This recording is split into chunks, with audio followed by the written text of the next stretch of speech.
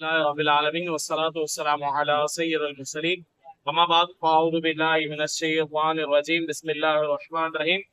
درود پاک پڑھ لیں اللہم صلی علی سیدنا و مولانا محمد و بارک وسلم صلاۃ و سلام علیک یا سیدی یا رسول اللہ۔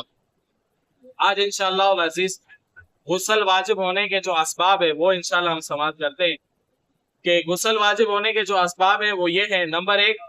منی کا اپنی جگہ سے شہوت کے ساتھ جدا ہو کر وضو سے نکلنا، تو یہ جو ہے وہ غسل کو کیا کر دیتا ہے، واجب کر دیتا ہے۔ اسی طرح نمبر 2 ہے احتلام سے بھی غسل جو ہے وہ کیا ہو جاتا ہے، واجب ہو جاتا ہے، فرض ہو جاتا ہے۔ نمبر 3 یہ کہ خشفہ یعنی سر ذکر کا عورت کے آگے یا پیچھے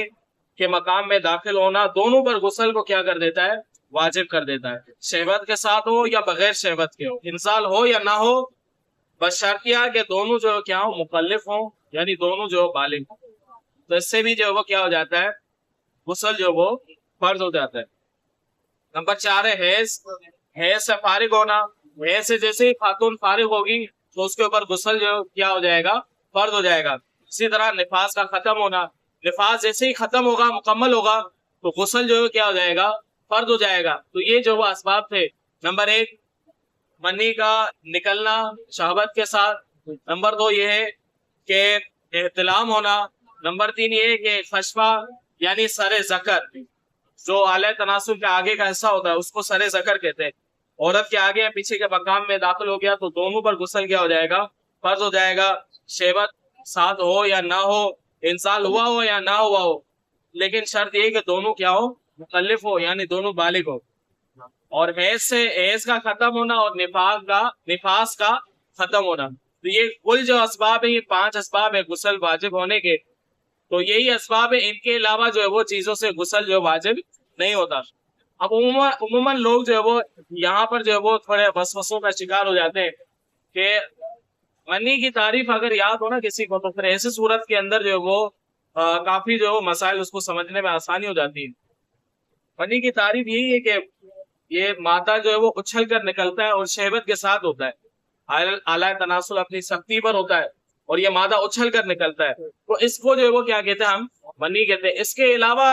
اب جیسے آپ نارمل حالت کے اندر کسی کو ایک تو قطرہ اس طرح کا سفید آ گیا نا، وہ منی نہیں کہلاتا،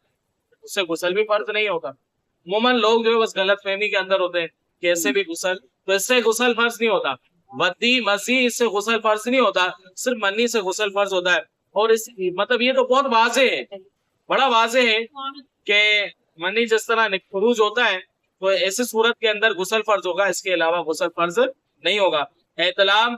سے بھی جو ہے وہ کیا ہو جاتا ہے، غسل فرض ہو جاتا ہے۔ اب اس کے مسائل کو زیادہ ہے احتلام کے، اگر کسی کو جو ہے وہ خواب میں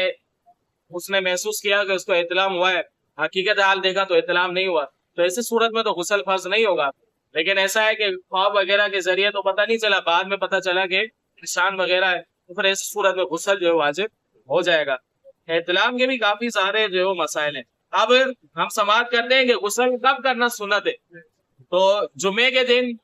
عید کے دن، عید الفطر عید کے دن، عرفہ کے دن، احرام باندھتے وقت غسل کرنا یہ کیا ہے، سنت ہے۔ عید کے دن دونوں عید، جمعہ ہو گیا، عرفہ کا دن ہو گیا، اور اسی طرح احرام باندھتے وقت غسل کرنا یہ سنت ہے۔ اس کے علاوہ کئی مقامات ایسے ہیں کہ وہاں پر غسل کرنا مستحب ہے، وہ بھی ہم سماعت کر لیتے ہیں۔ وقوف عرفہ کے لیے، وقوف مزدلفہ کے لیے، خاص حاضری حرم کے لیے،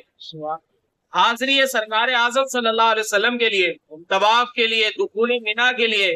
جمروں پر کنکری مارنے کے لیے تینوں دن، شب برات میں، شب قدر میں، عرفہ کی رات، مجلس میلاد شریف اور دیگر مجالس خیر کی حاضری کے لیے، مردہ نہلانے کے بعد، مجنون کو جنون جانے کے بعد، بچی سے افاقہ ہونے کے بعد، نشہ جاتے رہنے کے بعد، گناہ سے توبہ کرنے کے بعد، اور نیا کپڑا پہننے کے لیے، سفر سے آنے والے کے لیے استحاضہ کا خون بند ہونے کے بعد، نماز خسوف استسقاء کے لیے، یہ سورج گرہن کی نماز، چاند گرہن کی نماز، اور جو بارش وغیرہ کے لیے جو نماز پڑھی جاتی ہے اس کو کہتے ہیں نماز استسقاء، اور اس کے لیے بھی غسل کر لینا یہ مستحب ہے۔ خوف اور تاریکی اور سخت آندھی کے لیے غسل کر لینا مستحب ہے۔ بدن پر نجاست لگی اور یہ معلوم نہ ہو کہ کس جگہ لگی تو غسل کر لے، تو یہ بھی جو ہے وہ کیا ہے، مستحب ہے۔ تو استحباب جو مستحب ہے، کافی مقامات ایسے وہاں پر غسل کرنا مستحب ہے۔ باقی جو 5 مقامات بیان کیے گئے کہ وہاں پر غسل کرنا جو ہے وہ کیا ہے، سنت ہے۔ باقی جو غسل فرض ہوتا ہے وہ آپ کو 6 صورتحال جو ہے بتا دی کہ وہ صورتحال اگر کوئی ایک بھی پائی جائے گی تو ان میں کیا ہو جائے گا، غسل جو ہے وہ واجب ہو جائے گا۔ اللہ رب العزت سے دعا ہے کہ عمل کی ہمیں توفیق عطا فرمائے، آمین۔